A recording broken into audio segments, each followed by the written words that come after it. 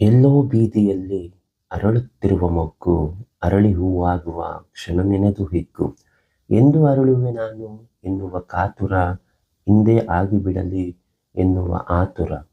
ಅದೆಷ್ಟು ಚಂದ ಅಲ್ಲವೇ ಹೂವಿನ ಜೀವನ. ನೆನೆದು ಪುಳಕಗೊಂಡಿರುವೆ ಆ ದಿನ ಈ ದಿನ. ಇಬ್ಬರು ಪ್ರೇಮಿಗಳ ಸೇರಿಸಲು ಹೂ ಬೇಕು, ಎರಡು ಹೃದಯದ ಬೆಸುಗೆ ನಾನಾಗಬೇಕು. ದೇವರ ಅಲಂಕಾರಕ್ಕೆ ಸದಾ ಬೇಕೇ ಬೇಕು ಹೂವು, ಪರಮಾತ್ಮನ ಪಾದ ಸೇರಲು ಕಾಯುತ್ತಿರುವೆವು ನಾವು. ಹಾರವಾಗಿ ಹೂ ಬೇಕು, ಅಭಿನಂದಿಸಲು ಸಾಧಕರನ್ನು, ಅರಳಿ ಹೂವಾಗಲು ಕಾಯುತ್ತಿರುವೆ ನಾನು. ಹೂ ಬೇಕು ಆತ್ಮ ಪರಮಾತ್ಮನನ್ನು ಸೇರಲು, ಸತ್ತ ವ್ಯಕ್ತಿಯ ಸಾಧನೆಯನ್ನು ಅಳೆಯಲು. ಆದರೇಕೋ ಭಯ ನನ್ನನ್ನು ಕಾಡುತ್ತಿದೆ, ಪರಮಾತ್ಮನ ಇಚ್ಛೆ ಇಲ್ಯಾರಿಗೆ ತಿಳಿದಿದೆ.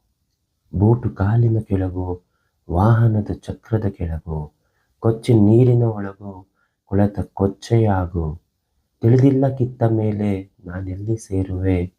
ಇನ್ನೊಂದಿಷ್ಟು ಕಾಲ ನಾ ಮೊಗ್ಗಾಗೇ ಇರುವೆ. ಕನ್ನಡ ನಾಡಿನ ಸಮಸ್ತ ಜನತೆಗೆ ಕನ್ನಡ ರಾಜ್ಯೋತ್ಸವದ ಶುಭಾಶಯಗಳು.